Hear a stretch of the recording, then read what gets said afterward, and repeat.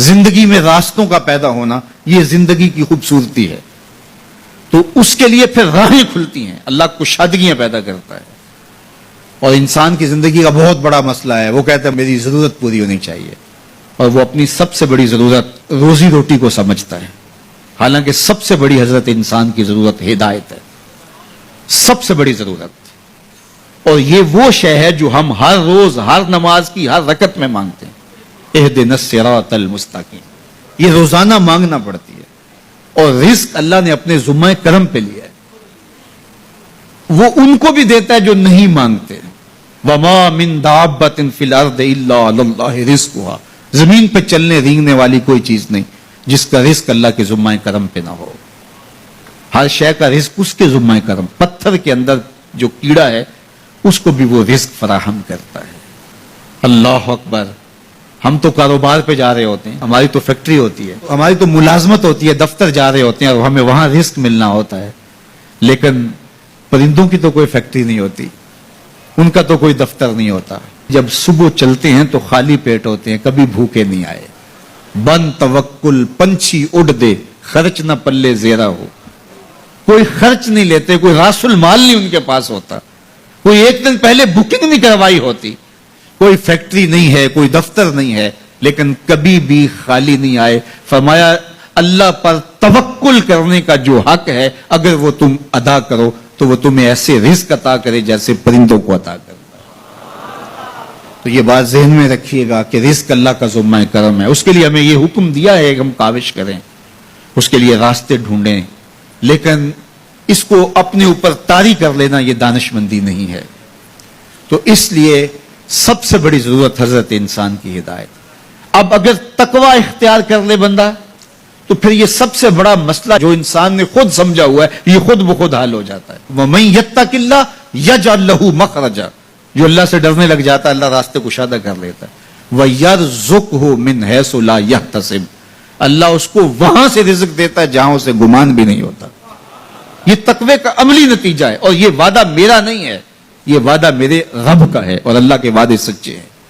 یہ کسی مفکر نے، یہ کسی معاشیات کے ماہر نے نہیں بتایا کہ تم یہ کرو گے تو یہ نتیجہ ہوگا. ماہر معاشیات کے مشورے کو ہم قبول کرتے ہیں کہ یار اس نے معاشیات کو پڑھا ہے، اس نے جو بتایا ہے وہ اس کا نتیجہ وہی ہوگا.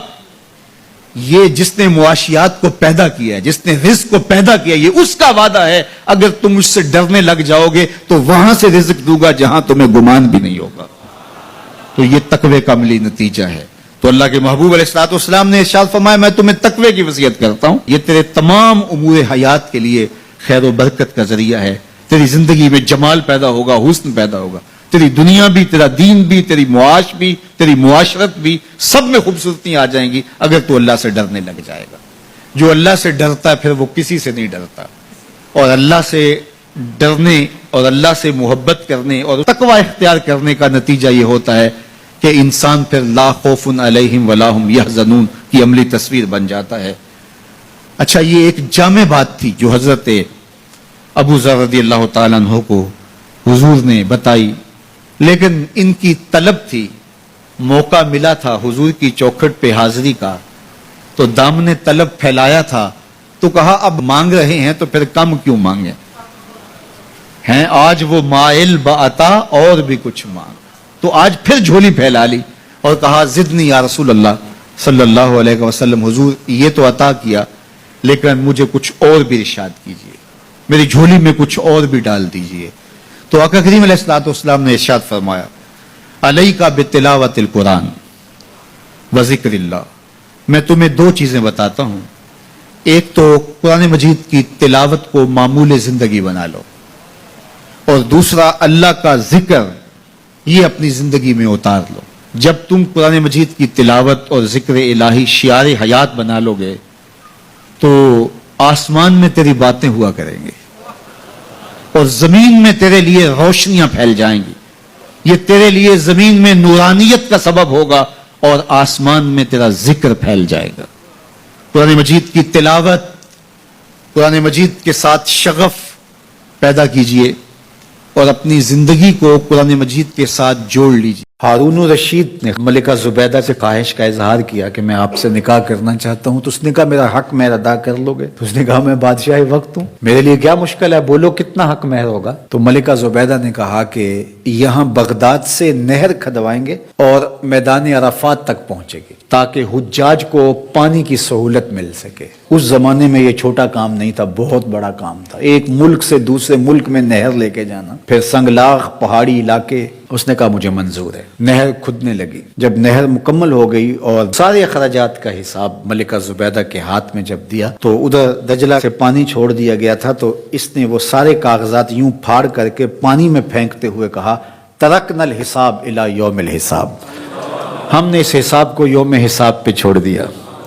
اللہ اکبر، آج ہم حساب نہیں کرتے، اللہ بھی ہمارا حساب نہ کرے۔ تو اللہ کی بارگاہ میں جب پیش ہو جاؤ، اس کے راہ میں دو، پھر بے حساب دیا کرو، اللہ ہمارا حساب آسان کر دے۔ حضور علیہ الصلوۃ والسلام جب اللہ کے حضور دعا مانگتے تھے تو یہ دعا بھی کبھی مانگتے، اللہم حاسبنی حسابا یسیرا۔ اللہ اکبر، اللہ کے محبوب ہو کہ اللہ کی بارگاہ میں عرض گزار ہیں، اے اللہ میرا حساب آسان فرمانا۔ ام المومنین سیدہ عائشہ رضی اللہ تعالی عنہا فرماتی ہیں کہ حضور حساب یسیر سے مراد کیا ہے؟ تو آقا کریم نے فرمایا کہ بس اللہ کے حضور پیشی ہوگی، اللہ حساب دیکھے گا اور یوں ہی معاف کر دے گا۔ جس کا پھر حساب شروع ہو گیا فرمایا وہ ہلاک ہو گیا۔ اگر کسی کی جانچ پڑتال شروع ہو گئی تو پھر وہ نہیں بچ پائے گا۔ تو اللہ سے یہ بات عرض کرو کہ مالک میرا حساب یسیر فرمانا، آسان حساب، بلکہ مالک تو کریم ہے، تو نہ ہی حساب لینا، تو یوں ہی معاف کر دینا۔ تو اللہ کی بارگاہ میں جب ہم کہتے ہیں ربنا آتنا فی الدنیا حسنۃ وفی الآخرۃ حسنہ، تو حسنہ آخرت سے مراد ہوتا ہے مالک میرا حساب آسان ہو، فضائے اکبر کے دن میں امن میں رہوں، اور مالک تو جنت میرا مقسوم فرما دے۔ اور آخری جملہ اس دعا کا وقنا عذاب النار، اور اللہ مجھے آتش دوزخ سے بچا لے۔ حسنات آخرت جب طلب کی تو اس نے دوزخ کے نجات کی دعا شامل تھی، کیونکہ جب دخول جنت کی دعا ہو گئی تو دوزخ سے بچیں گے تو جنت میں جائیں گے، لیکن الگ سے اس کا ذکر کر دیا گیا اس کی ہولناکی کی وجہ سے کہ وقنا عذاب النار، اے اللہ مجھے آتش دوزخ سے بچا لے۔ اللہ اکبر۔ حضور نے ایک دن جبریل امین سے پوچھا مجھے جہنم کے عذابوں کا ذکر سناؤ، تو جبریل امین نے کہا حضور اخف العذاب، سب سے ہلکا عذاب جو جہنم میں جہنمی کو دیا جائے گا وہ یہ ہوگا کہ اس کے پاؤں میں آگ کے جوتے رکھے جائیں گے۔ ویسے تو آگ میں ڈوبے ہوئے ہوں گے، آگ کے کنویں میں پھینک دیے جائیں گے، آگ کے پہاڑ ہیں، ایسی وادیاں ہیں جن سے جہنم بھی ایک دن میں 700 مرتبہ پناہ مانگتی ہے، لیکن سب سے ہلکا عذاب، اخف العذاب، سب سے خفیف ترین عذاب جو جہنمی کو جہنم میں دیا جائے گا، اس کے پاؤں میں آگ کے جوتے رکھے جائیں گے، باقی اس کا آگ میں بدن نہیں ہوگا، یہ سب سے ہلکا عذاب ہوگا۔ لیکن یغلی منہما دماغہ، ان آگ کے جوتوں کی شدت اور حدت اور گرمی اور حرارت اتنی ہوگی کہ اس سے دماغ پگھل کے ناک اور منہ کے راستے سے باہر آنا شروع ہو جائے گا۔ یہ سب سے ہلکے عذاب کی کیفیت ہے، جو سخت عذاب ہیں الیاذ باللہ۔ تو اس لیے آتش دوزخ سے پناہ مانگو کہ اللہ مجھے آتش دوزخ سے بچانا۔ اس دنیا کی آگ سے فرمایا 70 گنا زیادہ تیز ہے وہ آتش دوزخ، اور وہ بدن کے ساتھ چپک جائے، یہ تو صرف جلاتی ہے اور خشک کرتی ہے، وہ آگ بدن کے ساتھ جسموں کے ساتھ چپک بھی جاتی ہے اور جدا نہیں ہو پاتی، تارکول کی جیسا لوک چپک جاتی ہے، اس طرح وہ آگ چپک جائے گی بدنوں کے ساتھ الیاذ باللہ۔ اس کا ایک انگارہ اگر پہاڑ پہ رکھ دی جائے، دنیا کے پہاڑوں پہ، تو پہاڑ پگھل جائیں۔ یہ ہے اس آگ کی شدت اور اس آگ کی حدت۔ جہنمی کو اگر جہنم سے نکال کر اس دنیا کی آگ میں ڈالا جائے تو اس کو نیند آ جائے، وہ آگ اتنی سخت ہو۔ 70,000 زنجیروں میں جہنم کو ڈال کر کے جب میدان حشر میں لایا جائے گا تو ایک لمبی سی گردن دی جائے گی جہنم کو، لوگوں کے سروں کے اوپر گھوم رہی ہوگی، اور وہ کچھ بد اعمال کرنے والوں کو جہنم ڈھونڈ رہی ہوگی، اور پھر جب بھی مخصوص کچھ جرائم ہیں ان جرموں کا کرنے والا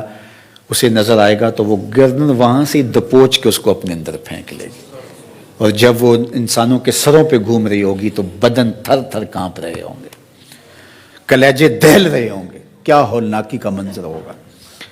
تو اس لیے اللہ کی بارگاہ میں یہ تیسری دعا اس دعا میں شامل کی گئی، وقنا عذاب النار، اے اللہ آتش دوزخ سے میں بچانا، اس دن کی سختیوں سے بچانا، اس دن کی مشکلوں سے بچانا۔ آئیے مل کے اللہ کی بارگاہ میں یہ دعا مانگ لیتے ہیں، ربنا آتنا فی الدنیا حسنۃ وفی الآخرۃ حسنۃ وقنا عذاب النار۔